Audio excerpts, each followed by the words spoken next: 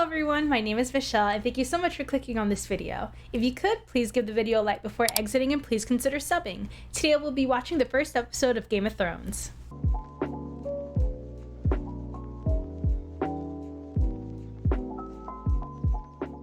Okay, hello everyone, welcome to the channel. If you're new, thank you so much for clicking on the video, and if you're not new, welcome back. We're getting into Game of Thrones. It's been a very long time. I mean, when did Game of Thrones first come out? I think I was a sophomore in high school, right? Did it come out 2012 or 2011? I think it came out 2011. Yeah, it's been a long time since Game of Thrones first out. It's insanity when you really think about it.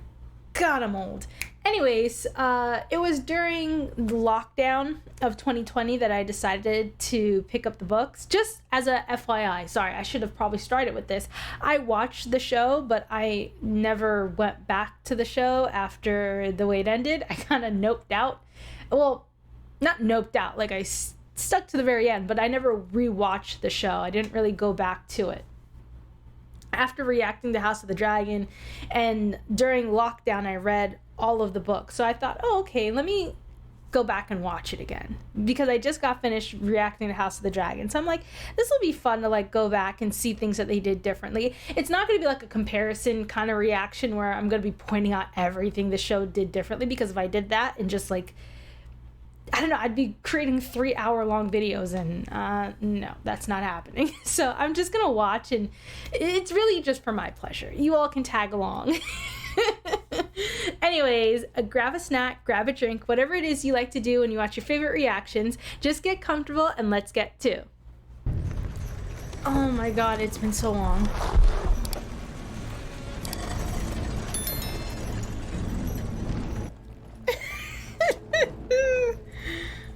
Ain't this Wayman Royce? Wait, yeah, ain't it? Wayland, I forgot.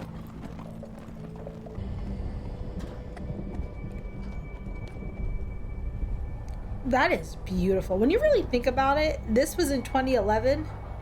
This is gorgeous work.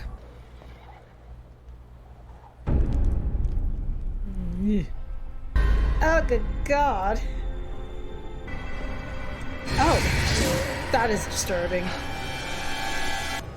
Oh man, they really did well in capturing the creepiness of the prologue. I never seen wildlings do a thing like this. We should head back to the wall. Mm-hmm. Get back on your horse. They really established that whole dynamic that just because he's a High Lord, he has to listen, despite the fact that we're not children. I forgot his name. He's been doing this for so much longer, pretty much spent his entire life in the Night's Watch. They will behead you as a deserter if I don't catch you first. Get back on your horse. But again, I forgot his name. Is it Wayman Royce? Wyland Royce? I think he's 18. I should have reread the book before I watched. Listen, if I butcher some of the names, you're gonna have to forgive me because it's been 3 years since I've read the books. You know, usually you listen to the one with the most experience, not the fresh 18-year-old trying to prove himself.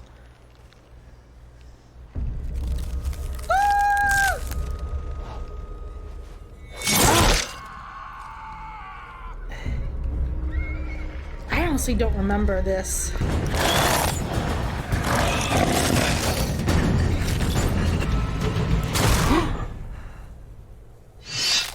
Ooh. Huh. Oh, the opening! It's been so long. They completely removed their entire, like, let's dance. Like, oh my god, that would have been so cool to start the show with. They have like this moment where I forgot his name. Is it Wayland Royce? Oh, I can't remember. He's something Royce. He's a Royce Lord, and he's 18 years old. And anyways, he has this moment where he draws his sword, and the other draws his sword, and there's like a whole few of them, and they're like laughing. They have their own like little language, and he indulges him like, okay, come on, let's dance. And it's such a cool little fight. Of course, it ends very quickly. But I didn't realize that they removed so much of the others' characteristics in the opening, the prologue opening. But yeah, that was it's, I think it still set how creepy the prologue was. But yeah, they did that a bit differently. Well, they did that very differently, because you don't really see the others as much as you did in the prologue, or how they were described. I will say this show really did such a good job of creating a very iconic opening. Oh, babies! Look at them! Oh my goodness, they're so young. Fine work as always. Well done. Thank you. I love the detail that you've managed. Oh, the sisters, little Stark sisters. They really reworked the timeline. Now that I'm really thinking about it, the timeline's so different. I love her braid and the bun and the braids. That's so cute. Ew. Which one of you was a marksman at 10? Keep practicing, Bran. I think that was a good way. That was a creative way to show the difference in his age versus the books versus the show. That was a good way to Relax your bow arm. show that they aged them up. I think like what, maybe 3 years? All the boys, all of them got aged up.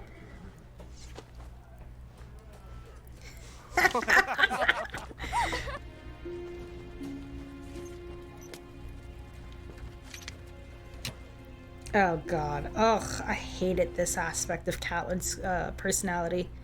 So much. So trifling with that one. It's so interesting how Ned was able to check Catelyn for the whole Ashara Dane thing, but he never seemed, I mean, I think he was going to really get on her.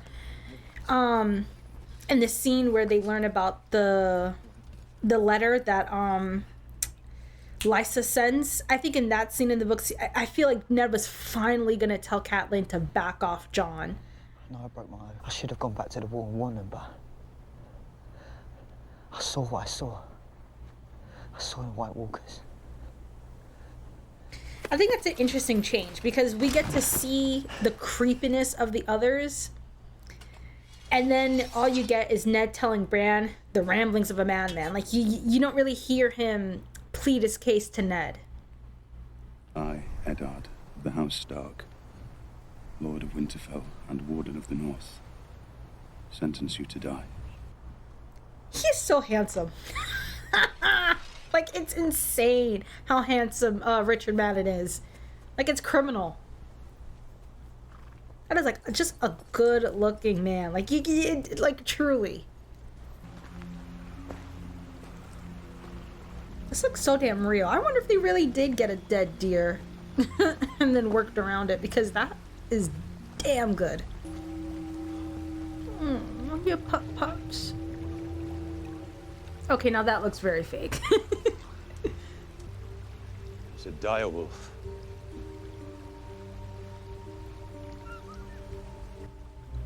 Killed by a stag. Yeah, you really felt the omen of it all. Like, everyone really felt the weight of that. That a stag was killed by a dire wolf. No, there are 5. There are 5 pups. 1 for each of the Stark children. Look at Jon. I wish Robb had more of a chance to plead his case, because it was them as well. It was Robb as well pleading to keep the wolves. You'll bury them yourselves. Like, it was Robb and Jon, and then I think I forgot, when did they race? Was it after they did the beheading and then they came across the direwolves, but the brothers started racing each other? It was so cute.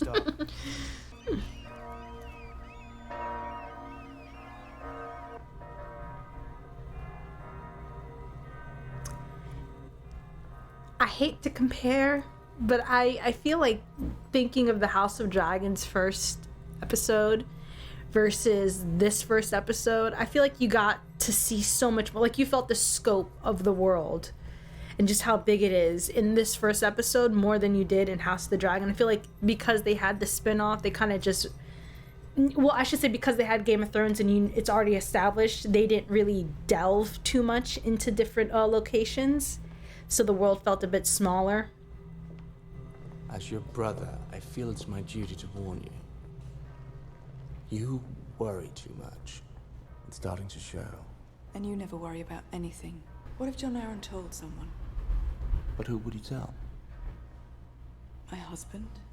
If you told the king, both our heads would be skewered. Oh, okay. So they... Whatever John Aaron knew or didn't know, it died with him. I can't recall. They weren't talking Choose a new hand of when fate. Bran found them in the... Fucking balls and hunting whores. And when he found them on the watchtower, they didn't talk. They were just screwing. But this sounds like more of the conversation that they were having. Or at least part of it. Not all of it. Days are too long. But just part of the conversation they were actually having. Because it was interesting because Bran didn't really understand what he was seeing. But I think he picked up on that whatever he was hearing wasn't something he was supposed to be listening on. Because they were talking about John Aaron as well as Ned becoming Hand. That's what they were discussing. And that's part of what he heard. And it's interesting. All these years and I still feel like an outsider when I come here. You have 5 northern children. You're not an outsider. I wonder if the old gods agree. It's your gods with all the rules.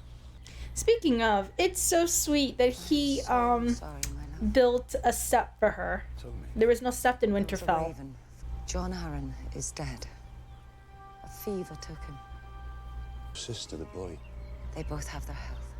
Ned was so sweet in this scene. He's like, you should go and take the kids and fill the castle up with laughter of children. Make sure Lysa's not alone. Oh, Ned was such a sweetheart. For Winterfell. If he's coming this far north, there's only one thing he's after. Huh. That's it. Then I'm thinking about it. That's, I didn't recall how that scene went.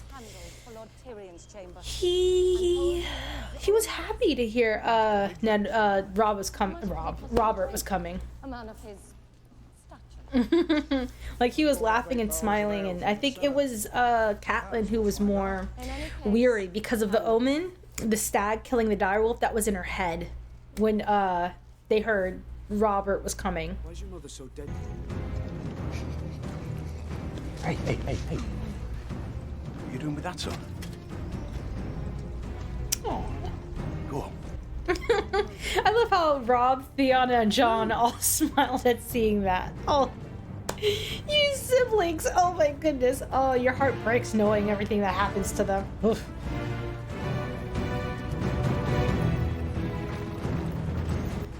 Should have threw him off his horse right then and there and called it a day.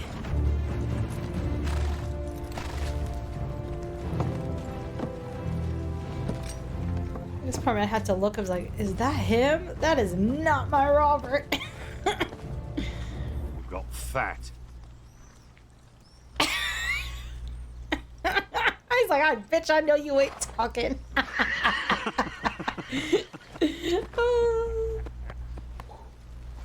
Shows your muscles. You'll be a soldier. Not quite. My queen. Take me to your crypt. I want to pay my respects. We've been riding for a month, my love. Ned.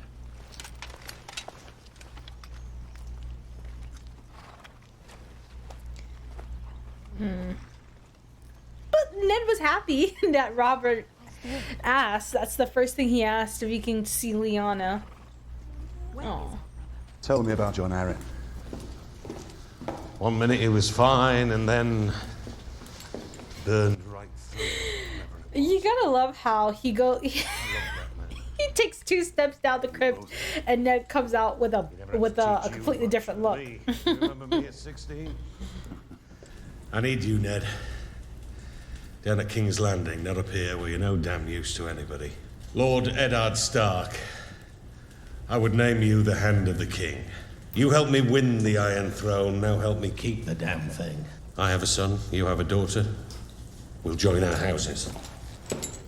Damn, this was all so sudden. Oh my god. Not even 2 seconds. But I will say that scene, it was, I mean, I understand why it was shortened, of course. But I do think that scene was a bit sweeter. Like, he brought him all these fruits from the south and High Garden to try. He's like, it's so sweet. And it seemed like a more sweeter moment. I do like that they added that Robert was out of breath coming down all those stairs, and Ned, you know, clocked it. He's like, certain things, he's as similar as he is changed. Did you have to bury her in a place like this? She should be on a hill somewhere with the sun and the clouds above her. She was my sister. She belonged with me. Did she, though? Did she want you, Robert? My dreams, I kill him. Targaryens are gone. Not all of them. God damn, she's gorgeous. We've been his guests for over a year and he's never asked us for anything. Well, Illyria's no fool. He knows I won't forget my friends when I come into my throne. Oh, Viserys. I need you to be perfect today. You don't want to wake the dragon, do you? No. God, Viserys was so awful to her. I understand why they took out the scene, but they referenced it with him touching her nipples. He used to like pinch and squeeze and twist them, and I'm like, what the hell is wrong with you? Damn, she's like staring into my soul. Present my honored guests, Viserys of House Targaryen. Do you see how long his hair is? When Dothraki are defeated in combat, they cut off their braid so the whole world can see their shame. And you will be his queen. Come forward, my dear.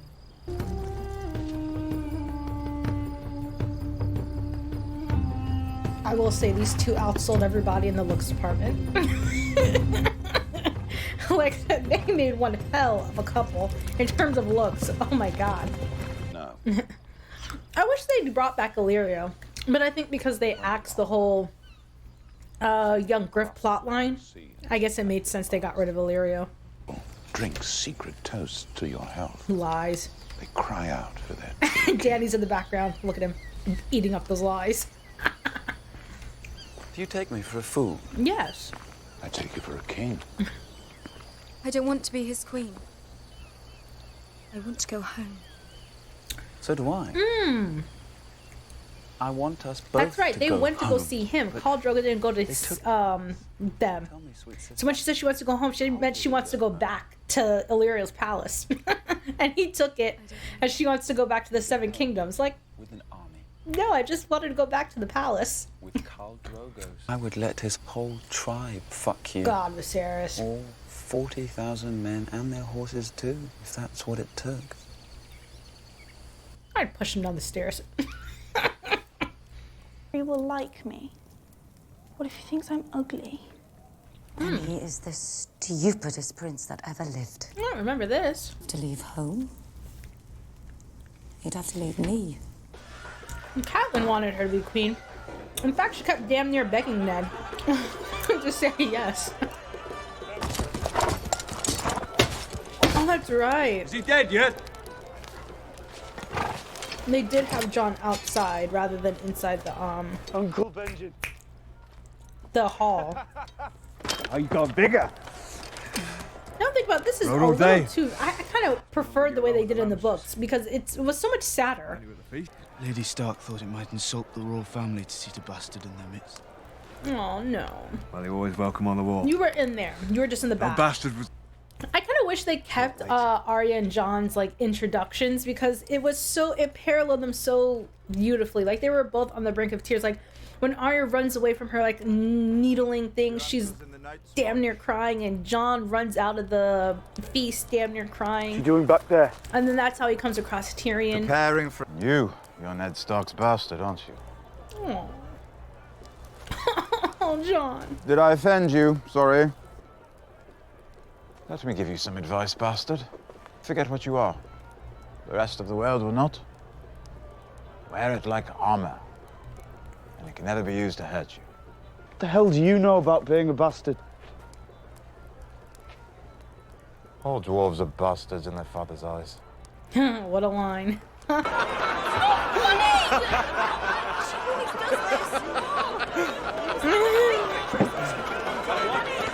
Time for bed. I'm not taking my husband anywhere. He belongs to me now. It's Maester Lewin, my lord. Pardon, my lord, my lady. A rider in the night. She says John Arryn was murdered. By the Lannisters. She says the king is in danger. If this news is true, and the Lannisters conspire against the throne, who but you can protect the king? They completely switched up Catelyn's position. She heard that letter, she's like, that's even, because when they were talking, she's like, you have to take it. And then when they heard the letter, she's like, that's even more reason for you to take the job, Ned. Your father and brother rode south once, on a king's demand. A different king. You know, it's funny, because Ned read that letter, is like, even more reason for me to keep my ass here. Oh, I remember feeling, oh man, I hated Maester Lewin and Catelyn. I'm like, no, why are y'all encouraging this man to keep going? This man read that letter, so that's even more reason for me to stay my ass in Winterfell. Ned's like, this ain't got shit to do with me. Oh man, that was the hilarity of that entire scene. And for all of it, Catelyn was naked.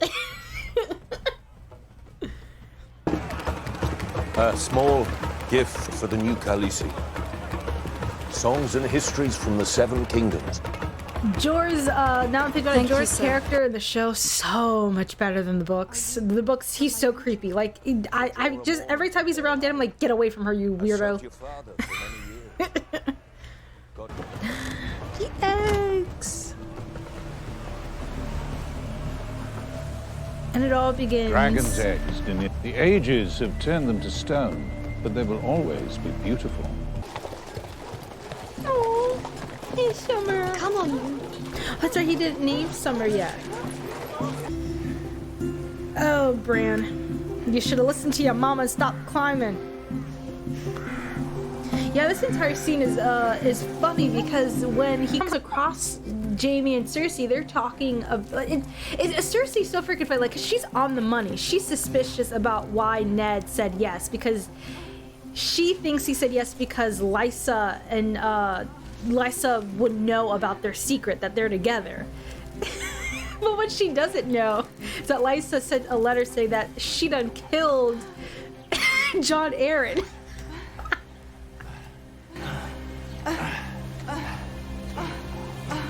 They were having sex. It was just, it was more so talking that Bran was overhearing. Stop! Stop! He saw us. How old are you, boy? 10. 10. The things I do for love. Shit. Oh my god. Oh. Ay. You know, that entire scene is so ironic because as it goes along, Jaime saves Bran's life initially because Bran is upside down, like he's hanging off of like a bar, not a bar, but like he's hanging upside down and he's looking. And when they notice him, he panics and he almost falls, but Jaime rushes and saves his life. And it's only until really the reason he asks how old he is because he's trying to see, are you old enough to understand what he saw? And so essentially he's like, well, because I forget, Jaime and Cersei had like this little argument, like, I didn't want you to try to kill him or like push him. Like, but Jaime did it because he was way too old. He would have understood what he saw. But what's hilarious is that I don't think Bran really understood that they were having. He definitely understood they were kissing, so I feel like, yeah, in a way he did understand what he was seeing, but he didn't understand sex. So the kissing part he did understand. The sex of it all, no. They weren't necessarily concerned about him hearing what they were saying, like, because Bran was listening in for quite a long time and was thinking what Jaime and Cersei were discussing as to why Ned would say yes. Why would he take the position of Hand of the King? And they're thinking it's because Lysa would have found a way to tell Catelyn and Ned about them being together. So that's why they're concerned. They don't want Ned to become Hand because they think the reason he said yes is because he knows about them being together. That's not why he said yes. But it's hilarious. Like, everyone has like a piece of information, like everyone's assuming one piece of information, and while they're sort of on the path, they're not quite hitting their stride in their theory. It's hilarious. And then I will say Catelyn's perspective was changed a lot in this first episode when I think back, because Catelyn really did want Sansa to become queen. You know, she said our Sansa would be queen and our grandson would be king. That's a great thing. And Ned was like, no, I don't want any of this.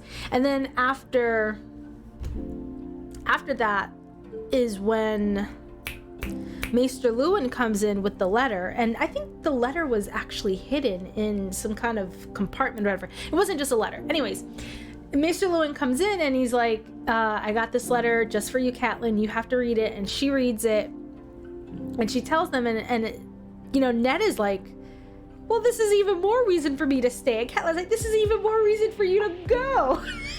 Ned is like, I want to stay here.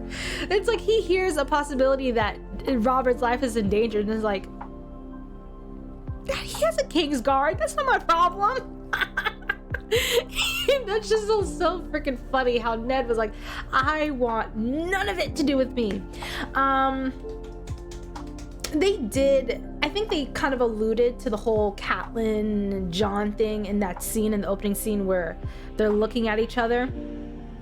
What's interesting is that comes up in that scene where she, reads about Lysa. Lysa sends that letter saying that the queen essentially, the Lannisters killed Jon Arryn, and she specifically mentions Cersei in the letter.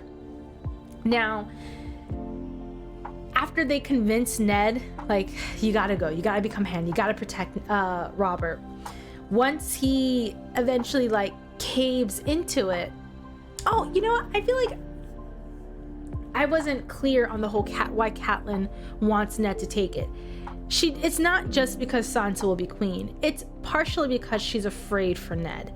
A lot of what Catelyn does, particularly in the first book, and particularly in those opening chapters, it has a lot to do with the stag killing the direwolf. That is constantly on her mind. So she's also working from a space of fear. Like, she's afraid Robert might do something to Ned because, the stag is the sigil for House Baratheon and the direwolf is a sigil for her family. So it's like she's afraid for Ned, but Ned's like, listen, I know Robert. I know what he's gonna do. He's gonna bitch, scream, moan, howl, kick his feet, but then at the end of the day, we'll have a laugh about it. And funnily enough, that's exactly what happened. Like, when he walks out, like, if you think about it, Ned publicly embarrassed Robert. He broke up with Robert even more, like, in a worse way, like in front of all his council members. It was so public and messy, and yet all Robert did was like yell at him. He did exactly what Ned told Catelyn he would do if he told him no here in private in Winterfell. But the way it actually went down was even worse in the capital when they had their little mini breakup over the killing of, or the assassination attempt, or the assassination attempt on Dany and their little breakup. But anyways, I just wanted to be clear that Catelyn, it's not just this, she wants Sansa to be queen and their grandchildren will, their grandson will be king. It's not just that. It's also fear that motivates Catelyn, because that's also, I think, in the scene in the Godswood, it's really weighing heavily on her mind there.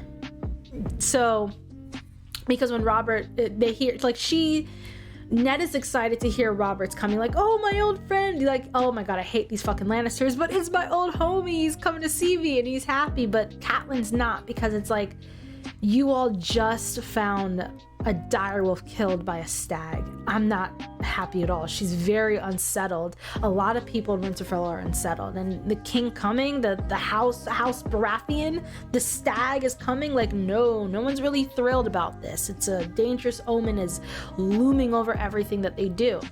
So in that scene in Catelyn's chambers,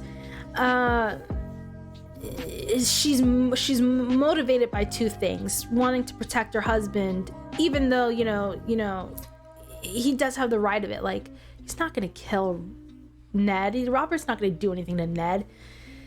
But I understand. She's like, the Robert, it's been years since you've seen Robert, and he's a king now. Things have changed. The expectation that he's the same person, no, you can't bank on that. And we have, and not to mention, George R. R. Martin does a spectacular job in sort of bolstering Catelyn's claims, because all you've really seen in Ned's POV is how much Robert has changed.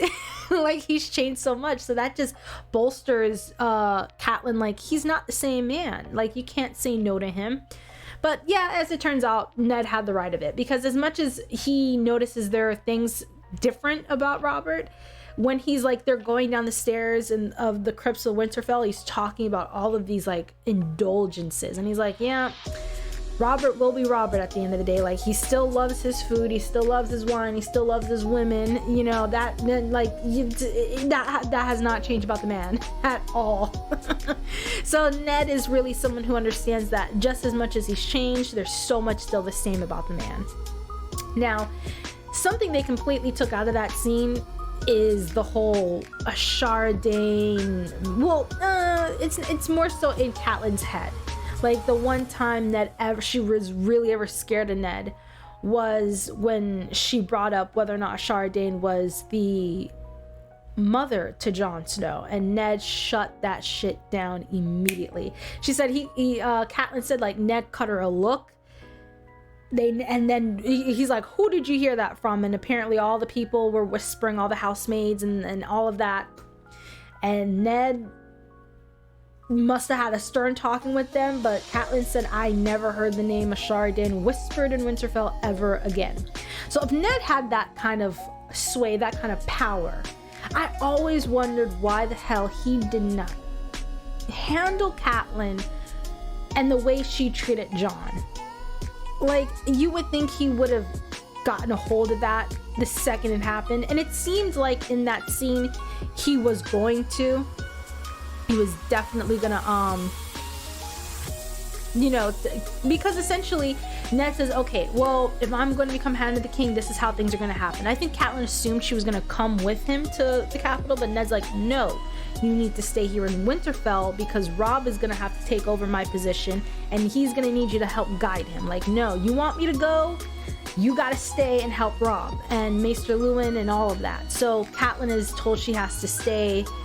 The girls are going to come, and they're essentially squaring away what they're going to do with the kids. And then Catelyn's like, okay, what about Jon Snow? Because I swear to God, Ned, you leave him here with me? Like, the threat she gave, like, ooh, leave that boy here with me. You think I treat him like shit now? I'm gonna do so much worse to him. She essentially said, leave your kid with me right now, and I'm gonna toss his ass off a cliff. So essentially, he was, he's like, how can you be so cruel? He's a really, you could tell Ned was about to snap about Catelyn's treatment of Jon in that moment. But Maester Luwin brings up, Maester Luwin brings up that Jon wants to join the Night's Watch, or like he mentioned it, and Ned initially is like against it, like, no, absolutely not. I'm not sending, because the Night's Watch is an awful place. I'm not sending the kid there. Like, like what? But I mean, he really has no other choice, because it's like, what is it? Take him to King's Landing? He can't, because he can't. He doesn't trust Cersei. Cersei is notorious for what she has done and has treated Robert's bastards. Like, I'm not putting Jon's life in the hands of a queen that has a history of offing or getting rid of or treating bastards horribly. Though I do think he could have taken Jon with, I mean, he could have did Jon kind of like how Tyrion did Shae when he first brought Shae to King's Landing. I don't know. I just feel like he could have taken Jon. He could have hid him away somewhere. But I understand. It's not, that's not something Ned would do. But yes, essentially, Catelyn is relieved at hearing that Jon wants to join the Night's Watch. And the reason he wants to join the Night's Watch is because he feels like he has no place here. And the only reason he feels like he has no place here, well, not the only reason, it's a two-parter. One is society's treatment of illegitimate children. And secondly, Catelyn has gone out of her way to make sure Winterfell does not feel like home to him. So he definitely feels like I have no place here. And that's the only reason he wants to join the Night's Watch. It's like, where else can I go? You know, so that's partially it. But Catelyn is relieved that Jon wants to join the Night's Watch because he would have to give up everything. Like he's no longer a threat. Because partially why she hates him, well, I think that there's two reasons why she hates Jon. One, because he looks so much more like a Stark, like a Northerner, than any of her sons. They all look like Tullys. They got the red hair, the good looks, while the bastard looks more like a Northerner Stark. In fact, I think Arya, she asked if she was a bastard before. I think it's because she said she was so different. It didn't really have anything to do with her looks, but because she was so different from Sansa, she wondered if she was a bastard. And she asked Jon that. So yeah, Arya does look more like a Stark. I think Arya and Jon are the ones who really look like Northerners, while the rest of the kids definitely favor Catelyn. And I'm not saying Jon's Catelyn's, but anyways, that's one of the reasons. And secondly, she hates Jon because bastards aren't raised like in the castle of, like, their home, like raised right next to her true-born children. Not to mention Jon is older than Robb. Not by much, but like still he's older. So that there's always this constant threat that Catelyn feels towards Jon, but Jon's not taking his family's birthright. Like, I don't see Jon ever doing that to Robb or his siblings, but Catelyn just assumes the worst of him and judges him off of that, and feels like he's a stain on her honor, that he's raised amongst her children, raised in the home she shares. And you know, he catches all of that flack. And I do feel like Ned was going to handle that in that moment, but the second the Night's Watch thing came out, I guess it was like an out for Jon, even though it's not really an out. It's more like a sentencing, which is technically, the Night's Watch has become a sentence. Like, you either lose a hand or join the Night's Watch. So, you know, yeah, the Night's Watch is like a sentencing for something for some people. So yeah, Jon is sentenced to like a horrible position because Catelyn don't want to put up with Jon, or doesn't want to have to deal with Jon. Oh, Ned. I don't know why Ned didn't nip that in the bud earlier, because he was so quick to shut down the whole Ashara Dane rumors. You could have done the same thing for Catelyn's treatment of Jon, like cut that ish out. You could have cut her the same look that Ned supposedly cut Catelyn when she mentioned Ashara Dane. He could have cut that shit when he caught Catelyn doing something shady towards Jon. You could have cut her the same damn look and said, cut that ish out. She would have listened. Because apparently she never asked about Ashara Dane ever again, now did she? Ned! Anyways, I still love Ned. I adore him. He really is just, I mean, when you read, there's never been a sept in Winterfell, and just to make the Winterfell more like home for Catelyn, he had a sept built. And how when he hears about Jon, the first thing he thinks of is like, send the kids, and you like send Catelyn and the kids to stay with her, you know, fill the castle up with children's laughter, and he's like, oh, and then you think about Lysa's character, and this is what Ned is thinking about Lysa, even though Lysa just sent them a shitstorm their way. Like, man, Ned, you were too good for these people. I will say, I mentioned something about House of the Dragon first episode versus Game of Thrones first episode. I think I know it's hard to compare because one's a spin-off, so it's already done a lot of the legwork in terms of building a scope of the show, in terms of just geographical locations that you're gonna get, the differing. I do wish that Winterfell was a bit more snowy, in the first episode, but I understand the whole logistics of it all. But yes, I do like that they showed King's Landing, you got Pentos, you got Winterfell, you got 3 different places right off the bat. And you did see the Night's Watch, you saw Castle Black, and you saw Beyond the Wall. I mean, you really got a very expansive first episode, and that's incredible. And I remember thinking in House of the Dragon, it was very contained. But I do think it had the luxury to do that because of all of the legwork. You're entering a universe that you've spent like a decade with already. So they don't need to kind of spread their wings so fast. And I do think they did take advantage of that. Because in terms of the smoothness of dialogue and just the everyday happenings, this, when I was watching this first episode of Game of Thrones, I felt that it was very... This is definitely an introduction to all of these characters. Like, it felt like, okay, hi, my name's Ned. Hi, my name's Tyrion. Hi, my name's Jaime. Hi, my name's Cersei. It felt very like, this is your character. This is your character. This is your character. And I understand why. Versus House of the Dragon, when you get these characters, you do have a bit of history already built in terms of the people who watch the show. I mean, of course, you can read the books and then jump in and you already know what you know. And you're only really spotting little differences that the show would take or the show would adopt versus the books. But for an audience member coming in to watch House of the Dragon, the first episode, you're very well aware of the Targaryens. You're very well aware of House Lannister and all of these differing locations throughout Westeros.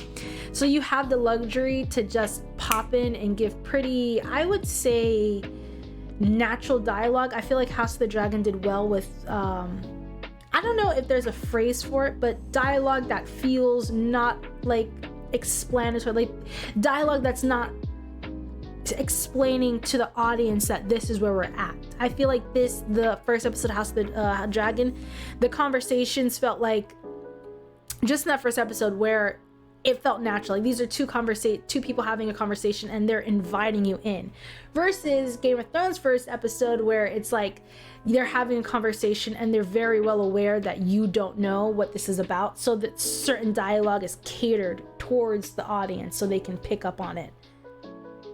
Like, I felt like the whole "where is the imp?" and then that scene with him in the brothel, I mean Tyrion in the brothel, and just little scenes felt very character introductionary, if that's a word, introductionary. And you get what I'm saying. Like, it felt like the dialogue felt a bit forced in certain areas, but you understand why. They're trying to bring you into the world and let you know who these people are. Anyways, it felt really good to watch this first episode again. I completely forgot certain scenes existed. Like, the scene with Sansa and Catelyn, completely forgot that was a thing. Then I can't believe I forgot the first 3 character names that we meet in the Game of Thrones. But then again, like I said, I haven't read the books in 3 years. Anyways, I completely forgot that he and Ned talk before Ned beheads him. Like, I completely forgot that they showed that. And then what else? There were other scenes that I honestly forgot existed. And so it was fun going back and watching and seeing the differences and just the takes. Like I said, I'm not going to do like a 1-for-1 this is different. Chances are I probably don't even remember like the specifics. Like, I didn't remember that Khal Drogo didn't come to see Dany at Illyrio's palace. They went to a building because I forgot what building it was. It was like a holdfast, because like Illyrio tries to say, oh, we give it to them as like I forgot what it was, like a tribute or something. But in reality, they give them that because they're afraid if the Dothraki really wanted to invade and take their shit, they'd invade and take their shit. So I forgot exactly how it went, but little differences I clocked because Dany says, I want to go home. And then I remembered, wait a minute, that's right. Khal Drogo didn't come to them. They went to him. And so her saying, I want to go home in that scene was when they were at the castle meeting Khal Drogo, and she says, I want to go home. And Viserys interprets her saying she wants to go back to King's Landing. And that's actually the first time we hear about the Red Door, But she's there thinking, no, I just want us to go back to Lyriel's palace. I don't want to be here. But Viserys thinks of King's Landing as home, and Dany first, you know, in her head thinks, I think more so of the Red Door as home. But those just little differences. As the show goes on, I kind of clock, wait a minute, that's right, that didn't happen that way. Anyways, thank you all so much for watching with me. I truly appreciate it. Thank you, and I can't wait to do more of these. And if you liked it, go ahead and give the video a thumbs up and tell me what you thought of the first episode down below. And subscribe. I'll see you all next time. Bye.